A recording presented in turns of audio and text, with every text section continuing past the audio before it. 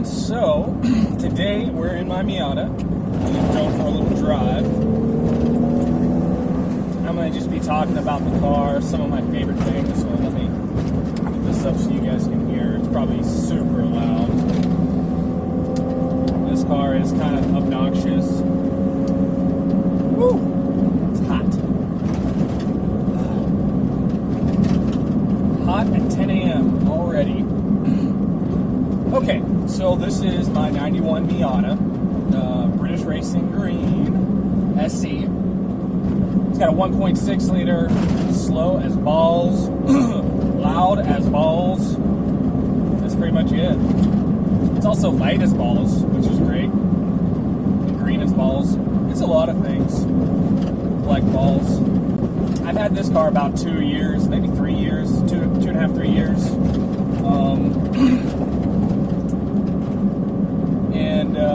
It's got a full exhaust, full eBay exhaust, Ghetto Boy, ceramic coated and heat wrapped, all that. I'm running Megasquirt plug and play 2. It's got an intake. It's on Avanti Storms. They're 15x8s on Bridgestone RE71s. Bridgestone Potenzas RE71s. I think they're 205s. 205 50 15. Yeah. So it's decently sticky. It's not very powerful, so it's a nice handling car. It's not great in these North Texas roads, though. Pothole City up here. From Pennsylvania, where potholes are pretty bad, and I didn't think it could get any worse, but then I moved out here, and I don't even understand it. They don't even get cold winters, so, like, what's happening? Why is this... The roads just suck out here. So some of my favorite things about driving this car are just how analog everything feels. There's so much feedback and input. All the smells, I mean, you're smelling everything in this car. I mean, you hear everything. When something changes, you can, like, tell immediately. It just gives you so much feedback. Sometimes I think about that when I think about, like, an old lady or something buying a Miata back in, like, the early 90s or something like that. If I were older, I just wouldn't want to drive this car this way. I guess that's why people kind of drive I guess that's why they've changed so much over time. So I'm still working on the tune. My warm startup's a little goofy. It's actually kind of idling pretty rich right now. This is the first car I've ever tuned or done anything like that with. A lot of troubleshooting.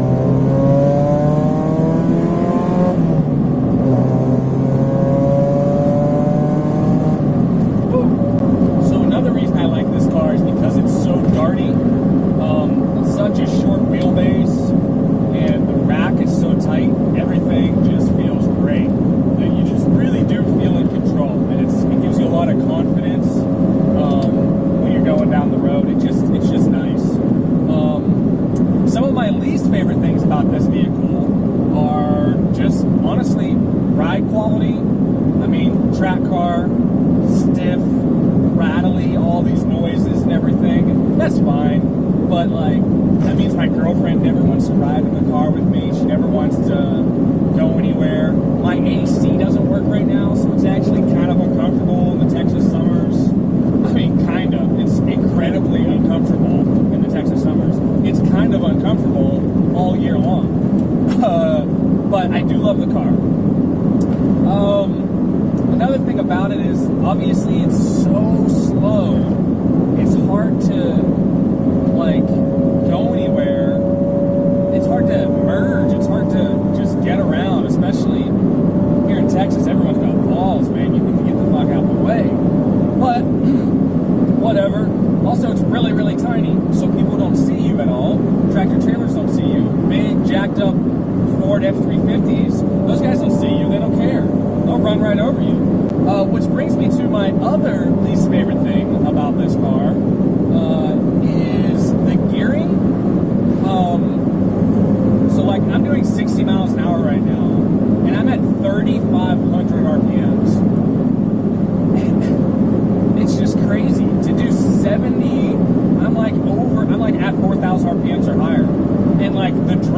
outrageous, but like it's just not a great car to do highway cruising. It doesn't get great gas mileage. Part of that could be my fault with the tune, but even before I changed the ECU, it drank. But I'm really excited for the supercharger. Supercharger's going to be awesome. I know it's not going to make it like a fast car, but I mean, it's going to make it better than what it is. You know what I mean? I got it for a really good price, and I'm just going to do that until I hate it or blow it up, and then do something else with it. Who knows? But yeah, I don't know. What do you guys think I should do? So that's going to be great. It'll be a little bit better. That with E85, I would really, really like to be close. With the supercharger and E85, I would love to be close to,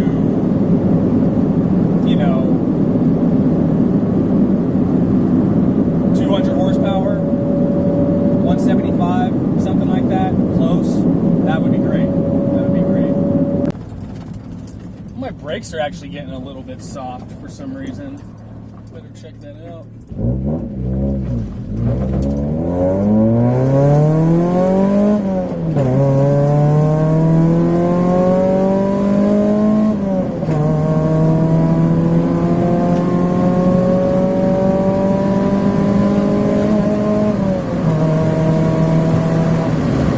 80 miles an hour. That's where we're at. Barely. Didn't even hit 80, honestly. Okay, so I did make myself a little list. It's not the most heavily modified car out there. Obviously, there's a lot of Miatas that are, pretty serious Miatas. But this one is mine, and I love it. And man, it is great. So I got a little list of all the things I've done to kind of make it what I want it to be. I primarily use the vehicle for autocross. Done some track days and stuff. I'm still working on that. But yeah, basically just meant to be a reliable, track car, autocross car, just something I can beat up on without really having to worry about. Y'all know Miatas, super cheap rear-wheel drive chassis. It's really great. So parts are super cheap, really easy to work on. It's cool. Always worked on cars, but this one, it being such a simple car, and there's so much. Everyone's done everything to these cars already, so there's a massive wealth of knowledge online where you can find basically anything that needs to be done, anything you need to do to it. Find someone who's had problems that you're having, who's solved them. So it's a great car. I would really recommend it to anyone that's looking to work on cars, looking to get into motorsports, looking to learn how to drive a stick, look how to do. I mean, they're just great cars. They really, really are. I don't like daily driving mine, but that's because of the modifications that I've made to it. Not that they're super comfortable, but I'm sure the newer ones are pretty nice, to daily. The car is on Megasquirt. I have Megasquirt. It's a plug and play 2. It's I think it's like $800. I have that, and so I have that. I have Megasquirt and a Innovate LC2 wideband. So the intake's all been replaced. Intake air temperature sensor, GM intake air temperature sensor. Got rid of the really restrictive MAF sensor that Miatas come with. Super duper restrictive. So I have that. I have a full exhaust with no cat. It is an eBay exhaust. It's just pieces that I found. I found a header for like $80, and then I found a muffler for like $70. Both, I think one's off Amazon, one's off eBay. And then I had a local muffler shop just, basically filled the mid-pipe section, flex pipe. And it does not have a cat. And I'm admissions exempt here in Texas, so it's not really a problem either. It is loud, man. It's obnoxious. You'll hear it a little bit later. It's pretty loud. Another reason I really wouldn't want to daily drive it. It sounds like a bike. It sounds like a street bike almost. but probably worse. It does not sound good, and because it's not powerful, so when I put my foot down and all that, yeah, people look over and I'm going 20 miles an hour. Man, I don't like it. But, it gets the job done, so no problem. So I do have a DIY intake, basically just an intake I did myself. I used to have the intake routed into the cowl panel. There's a low pressure zone that pulls across the top of the hood, the base of the windshield. So cool air. That's a great place to get air outside of the engine compartment. Miatas are known for running really hot. I mean, heat is a big issue with them. That's basically limits most of what you can do because of heat. Everything gets heat soaked. Fuel doesn't like heat. It's not good for when you're running advanced timing and stuff like that. It's keeping the engine bay temperatures down is a huge deal on Miatas and can make or break. It changes the whole game. If you have a reliable vehicle, or something that you're always messing with, and that's another reason I didn't go turbo, because it's very expensive to do a turbo build reliably, and I want to run this thing on the track. I want seat time. I want to drive this thing as much as I can. Coolant reroute. I think mine's the M-tuned kit. I have the M-tuned coolant reroute. I have a Koyo 36 millimeter radiator and cap to keep things cool. I also have a radiator duct-like panel, radiator shroud across the top of that. It helps keep air channeling through that radiator. One of the big flaws with the Miata, not only the heat, but where the air travels through there, I'm understood to believe through the radiator, is a really inefficient area. So it's really, really easy to lose cooling capability when you have these different pressure zones, and you don't have something actually channeling air through there. So that's a really common thing. One of the things I'll be doing soon is an undershield to kind of channel some of that air as well. But basically, I'll be doing an undershield whenever I go and do a splitter. So I'll be doing some real aero as well on the front. Mostly because it looks cool. I'm not quick enough for it to make a big enough difference on the track, honestly. But I'm just doing it because I like it. This car's a little bit of, I'm getting on my ricer out on this one. Yeah, last year I actually blew up the original 5-speed transmission at Motorsport Ranch Crescent. And I had to get towed home. A guy helped me out there. But I put a new transmission in it. I put an old transmission in it from another 5-speed Miata. So I did a Flying Miata clutch kit. It's the Happy Meal.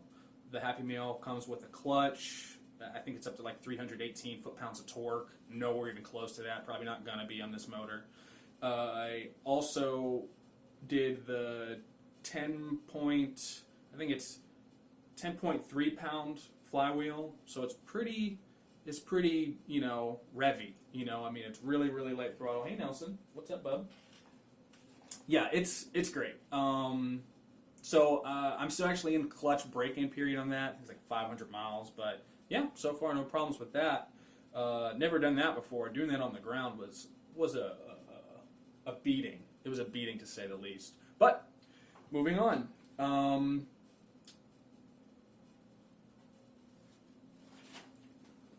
Hey, say hi. Okay, let's see what else. So I've removed a ton of stuff for weight reduction, the impact bars, stock tow hooks, all the crap out of the back of it, some of the carpet stuff, plastic trim panels and stuff. Nothing major. So I also installed a hard dog roll bar. I think it's the M2 core or something like that. Installed that. It is on TN Street Advanced coilovers. Pretty low right now. They're not bottomed out. I kind of want to go lower, but we'll just kind of see how things go through this season, through the summer. 16-way adjustable, I do believe. They are the monotube, non-rebuildable ones, but they're pretty good. Got them for a really good price. They were on sale. I have a steering rack. I depower the original one, so there's no power steering. And you depower it rather than install one from non-power steering because it's actually a faster rack. So it gives you, it's better for tight handling and stuff. It's just I just basically depowered that entirely. I have the R-type outer tie rods for increased camber adjustment for those race alignments. I have Avanti Storms. The wheels are Avanti Storms. They're 15 by 8, all four corners. And I have Bridgestone Potenza RE71s on there. I believe those are 205s right now.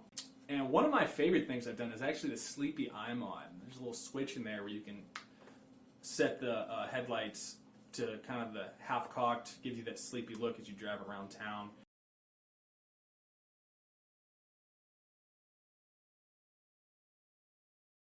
Everything else still functions. I'll probably do a video show you guys how to do that later. It's stupid cheap. It's great. That's it for today, guys. I appreciate you watching, taking the time out of the day. I know that there's a lot of things you could be doing, and I really appreciate you sitting here watching me do what I'm doing. If there's anything you'd like to see me talk about, or anything you'd like to see done to the car, anything you want me to make a video of, any content, by all means, leave a comment. Like the video if you liked it, dislike it if you don't like it. Comment, let me know what you think. I mean, why don't you like it? Why do you like it? I don't know, just something. I appreciate all of you, honestly.